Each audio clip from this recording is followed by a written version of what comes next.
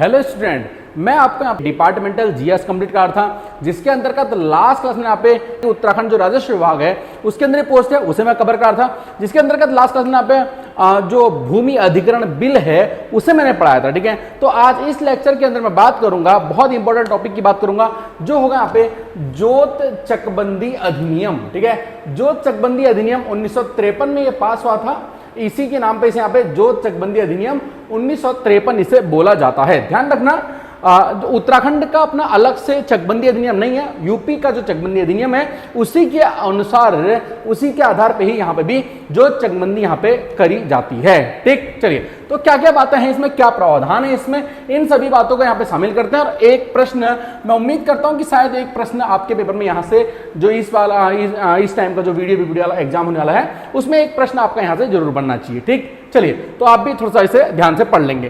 तो जो चकबंदी अधिनियम 1953 जो है ये 4 मार्च 1954 को राष्ट्रपति द्वारा अनुमोदित किया गया था। ठीक है, तो सबसे पहले ये जो मतलब ये अधिनियम आया तो कब था, 1953 में आया, लेकिन राष्ट्रपति ने इसे कब अनुमोदित किया, 4 मार्च 1954 को। ठीक है, अब ये बताने की मुझे जरूरत नहीं होनी चाहिए कि इस टाइम पे जो प्रधानमंत्री थे वो कौन थे, यहाँ पे डॉक्टर राजेंद्र प्रसाद, जो हमारे देश के प्रथम राष्ट्रपति भी थे, वो यहाँ पे राष्ट्रपति थे।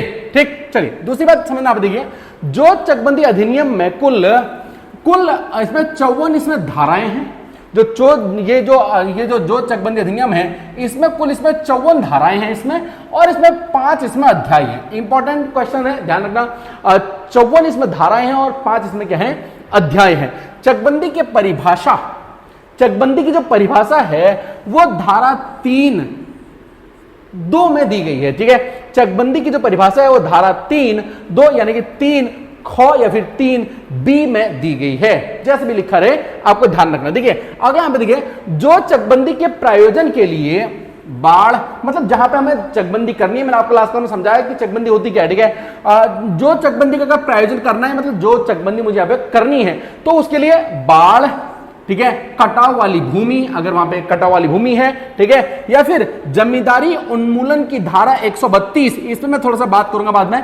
ठीक है, जमींदारी उन्मूलन ये क्या है, ठीक है, तो मतलब अगर जमींदारी उन्मूलन की धारा 132 के अंतर्गत अगर भूमि आ रही है, तो अगर इनमें से किसी भी एक में अगर वो भूमि आ रही है, तो वहां पे जो चकबंदी उसका प्रायोजन नहीं किया जाता है, उसमें ये शामिल नहीं होती है। ठीक, ये भी अपने लिए इंपॉर्टेंट रहेगा, जमींदारी उन्मूलन में इसमें बात करूंगा। ठीक, चलिए अगला यहां पे देखिए, चकबंदी जो अधिकारी को समकोण अधिकारी भी कहा जाता है।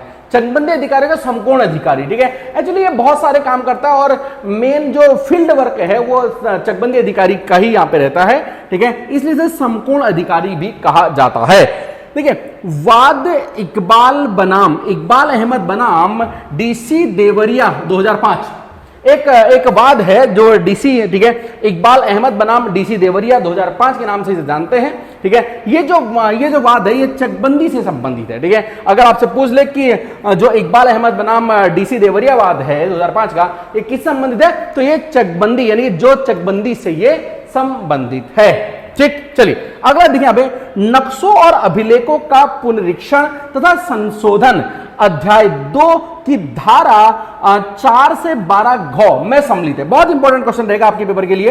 ठीक है, ये जो इंपॉर्टेंट है यहाँ पे, जो क्या पे नक्शों और अभिलेखों का पुनरीक्षण करना हो या संशोधन करना हो, तो उसके लिए अध्याय 2 और धारा कौन सी है, धारा 4 और 4 से 12 घ तक ये सम्मिलित रहेगा। ठीक है, इंपॉर्टेंट है, ध्यान रखना। अगला यहाँ पे देखिए क्वेश्चन पे, चकबंदी के संबंध में, ठीक है, प्रख्यान व विज्ञापन के संबंध में जो उपबंध हैं वो कहां पे है, धारा 4 के अंदर। बहुत important question, most important question आपके पेपर के लिए इस बार के लिए। ठीक है, मैंने कहा देखिए, चकबंदी संबंधित प्रख्यान मतलब क्या है, अगर किसी एरिया में चकबंदी होनी है तो उसके लिए पहले एक प्रख्यान तैयार करके विज्ञप्ति जारी होती है, जैसे हम पेपर में हमारी विज्ञप्तियां निकलती हैं उस तरह से कि इस एरिया में इस तरह से यहाँ पे विज्ञप्ति यहाँ पे जारी होनी है। ठीक है, तो ऐसा जो प्रख्यान आता है, ठीक है, वो काहे के लिए आता है, यहाँ पे वो आता है आपका धारा 4 क के अंतर्गत ये आता है।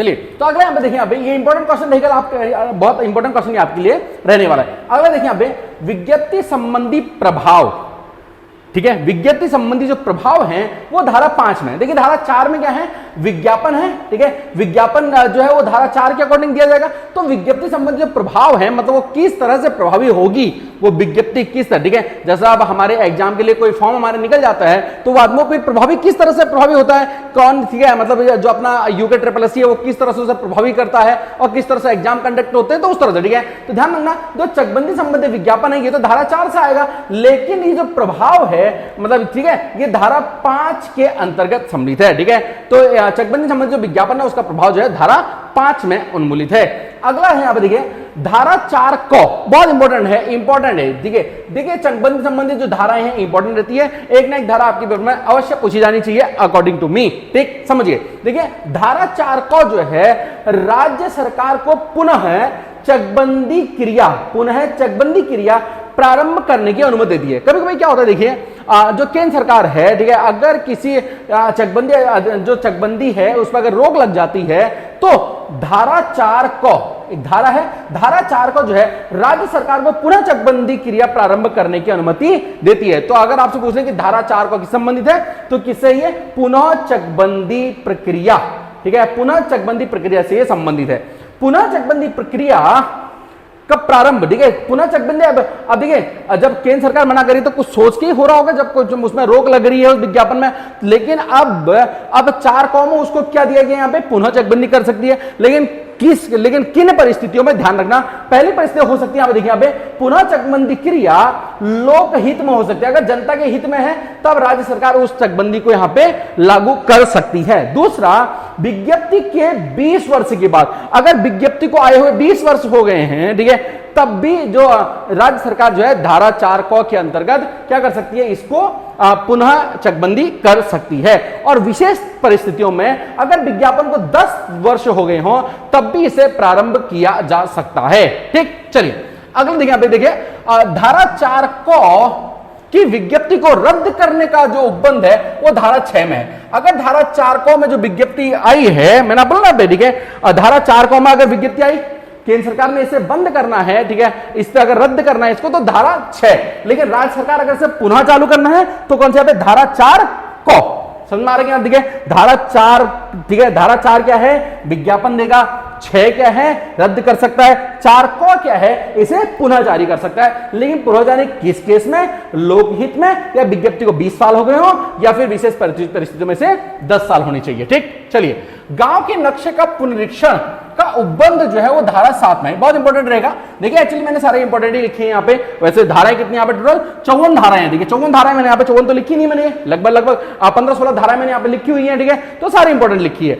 गांव के नक्शों का पुनरीक्षण का उपबंध जो है वो धारा 7 के अंदर है। गांव के नक्शों का, जितने गांव हैं उनके नक्शों का पुनरीक्षण धारा 7 में किया जाता है।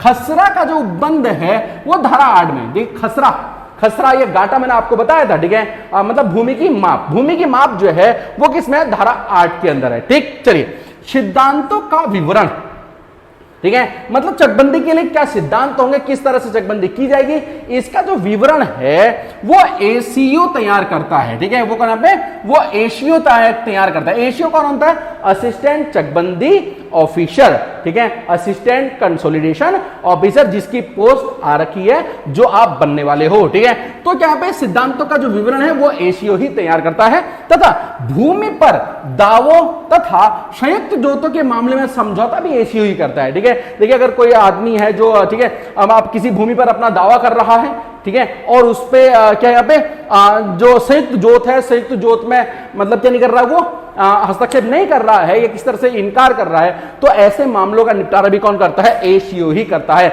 मतलब ग्राउंड लेवल पे जो काम करता है वो असिस्टेंट चकबंदी ऑफिसर ही करता है।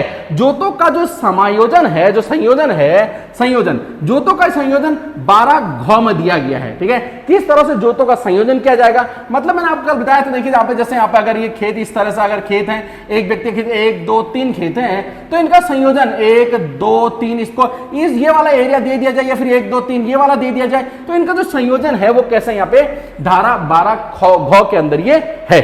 चकबंदी अधिनियम की धारा 13 से 18, बहुत इंपॉर्टेंट है, 13 से 18 और 25 और 26 को, ये जो धाराएं हैं ये निरस्त धाराएं हैं, ये धाराएं अभी लागू नहीं है। इंपॉर्टेंट है कौन कौन सी धाराएं जो निरस्त हैं, तो कौन सी है 13, 18 और कौन सा 25 और 26 को, ये धाराएं जो है निरस्त हैं। अगर देखिए यहां पे चकबंदी योजना द्वारा शर्तों का पूरा किया जाना, चकबंदी योजना में जो शर्तें बनी हैं उनका पूरा किया जाना धारा 19 में शामिल है। देखिए इन धाराओं को अगर आप चाहो तो एक सीक्वेंस से भी लिख सकते हो, ठीक है। जैसे सबसे पहले यहाँ पे धारा 4, फिर धारा 4 को, ठीक है, फिर 5 धारा है, 5वीं धारा भी है, फिर धारा 6, फिर 7 भी है, 8 भी है, तो ये थोड़ा सा आगे पीछे है, अपने हिसाब से आप चाहो तो इसको उस तरह से भी आप लिख सकते हो, ठीक।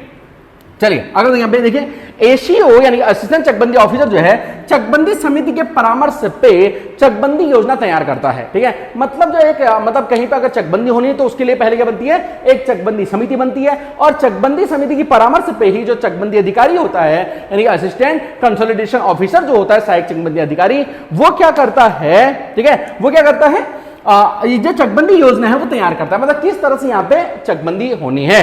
अगला है यहाँ पे देखिए, अब प्रारंभिक जो चकबंदी की आपत्तियों का निस्तारण धारा 21 के तहत होता है। अगर देखिए यहाँ पे कहीं पे चकबंदी होनी है और वहां पे अगर कोई विवाद हो जा रहा है, ठीक है, वहां पे मतलब गांव वाले मना कर रहे हैं, इस तरह से कोई भी जमीन का विवाद है, तो उसका निस्तारण जो है वो कैसे यहाँ पे धारा 21 के द्वारा 15 दिनों के अंदर किया जाता है, ठीक है। अगर प्रारंभिक चकबंदी, ठीक है, जो ये चकबंदी तैयार हो रखी है, चकबंदी योजना जो प्रारंभिक तैयार हो रखी है, अगर इसमें अगर किसी तरह का निस्तारण होना है तो धारा 21 के तहत यह निस्तारण किया जाएगा, वो भी 15 दिनों के भीतर, बहुत इंपॉर्टेंट है। चलिए अगर देखिए प्रारंभिक चकबंदी योजना की पुष्टि कौन करता है, तो प्रारंभिक चकबंदी योजना तैयार हो गई है, अब इसको लागू करना है, ठीक है। तैयार कौन करता है, एसीओ करता है, निस्तारण भी यही करेगा, लेकिन इसको जो इसकी पुष्टि कि भैया ठीक है तुमने चकबंदी योजना बनाई है, बढ़िया बना रखी है, लो हम मोहर लगाते हैं, जाओ और काम करो, ठीक है। तो ये जो पुष्टि है वो बंदोबस्त अधिकारी करता है, ठीक है। जो एसीओ है असिस्टेंट चकबंदी अधिकारी जो है, जो पहले असिस्टेंट होता है असिस्टेंट चकबंदी अधिकारी, सहायक चकबंदी अधिकारी, प्रमोट होकर क्या बनता है, ये चकबंदी अधिकारी बनता है, और चकबंदी ऑफिसर जो क्या बनता है, प्रमोट होकर के बंदोबस्त अधिकारी बनता है, उसके ऊपर फिर उप संचालक वगैरह ये बनते हैं, ठीक। चलिए मैंने एक वीडियो पहले बनाई थी, उसमें मैंने बताया भी था ये सारी चीजें। चलिए अगला देखिए यहाँ पे चकबंदी योजना को लागू किया जाना अध्याय 4 धारा 24 से 33 के अंदर है। क्या चकबंदी योजना तैयार हो गई है, किसने तैयार करी है, एसीओ ने तैयार करी है, पुष्टि करने किसने करी, बंदोबस्त अधिकारी चकबंदी ने करी, ठीक। अब इसको क्या करना है, इसका लागू करना है। लागू कैसे होगा, यहाँ पे लागू के लिए धारा 4 और अध्याय 4 और धारा 24 से 33 के बीच में ये लागू होगी। अंतिम चकबंदी योजना को लागू करने का दिनांक कौन करेगा, बंदोबस्त अधिकारी ही इसे भी तय करता है। जो पुष्टि कर रहा है, पुष्टि कौन कर रहा है, बंदोबस्त अधिकारी। तो जो मतलब ये चकबंदी योजना तैयार हो गई है, किसने करी, एसीओ ने करी है। इसको अंतिम रूप से डेट भी मतलब इसी तारीख से यहाँ पे चकबंदी अब यहाँ पे स्टार्ट हो जाएगी, इसकी जो फाइनल डेट है वो भी बंदोबस्त अधिकारी तय करता है। बहुत इंपॉर्टेंट क्वेश्चन रहेगा, ठीक है। अगला यहाँ पे देखिए, यहाँ पे चकबंदी योजना के अंतर्गत कब्जा एशियो दिलाता है। चकबंदी योजना अगर कौन बना रहा है इसको, चकबंदी योजना किसने तैयार करी, एशियो ने तैयार करी है, असिस्टेंट चकबंदी ऑफिसर ने तैयार करी है, तो इस पे जो कब्जा है वो भी एशियो ही दिलाता है। मतलब क्या, जैसे एक आदमी की जमीन, एक खेत ये है, दूसरा ये, तीसरा ये, अब इसको क्या करना है, यहां से हटा करके ये 2 3 ये वाला देना है, तो ये कब्जा, अब ये वाला जो कब्जा है वो कौन दिलाएगा, ये चकबंदी ऑफिसर ही दिलाएगा। अब आपको समझ में आ रहा होगा कि एशियो जो है कितनी इंपॉर्टेंट पोस्ट है, ठीक है। और जो बंदा फील्ड पे काम करता है, ठीक है, अब यही आदमी क्या दिला रहा है, यही आदमी जो एशियो है यही कब्जा दिला रहा है कि नहीं। तो सारा तो इसी के हाथ में है, समझ में आ रहा है कि नहीं आ रहा है, ठीक है। चलिए बहुत अच्छी बात है, तुम बहुत ईमानदार हो, ईमानदारी से काम करोगे, मैं ऐसी उम्मीद करूंगा, ठीक है। लेकिन ये सारे काम बहुत ज्यादा यहाँ पे दिक्कत पैदा कर देते हैं कभी कभी, ठीक है। चलिए तुम तो बहुत ईमानदार लोग हो ना, तुम ईमानदारी से करोगे, ठीक है। चलिए लास्ट यहाँ पे देखिए, यहाँ पे क्या कब्जा फसल पर ही दिलाया जा सकता है, ठीक है। क्या कब्जा फसल पर भी दिलाया जा सकता है, अगर क्या है, अगर फसल खड़ी है तो क्या उस पर भी कब्जा दिलाया जा सकता है। ध्यान रखना, अगर फसल खड़ी है तो उस पर कब्जा नहीं दिलाया जा सकता है, ये तो जाहिर सी बात है, ऐसा क्वेश्चन तो नहीं आना चाहिए, लेकिन फिर मैंने आपको आपकी जानकारी के लिए बता दिया है, ठीक है, ठीक है। तो इसमें मैंने बात करी यहाँ पे जो चकबंदी अधिनियम 1953 के तहत जितने भी इंपॉर्टेंट धाराएं हैं उन सबकी मैंने यहाँ पे बात करी है। उम्मीद करता हूं आपको वीडियो पसंद आएगा, बने रहिए, देख के ऐसे पढ़ते रहिए डिपार्टमेंटल जीएस। थैंक यू, बहुत बहुत शुक्रिया, धन्यवाद।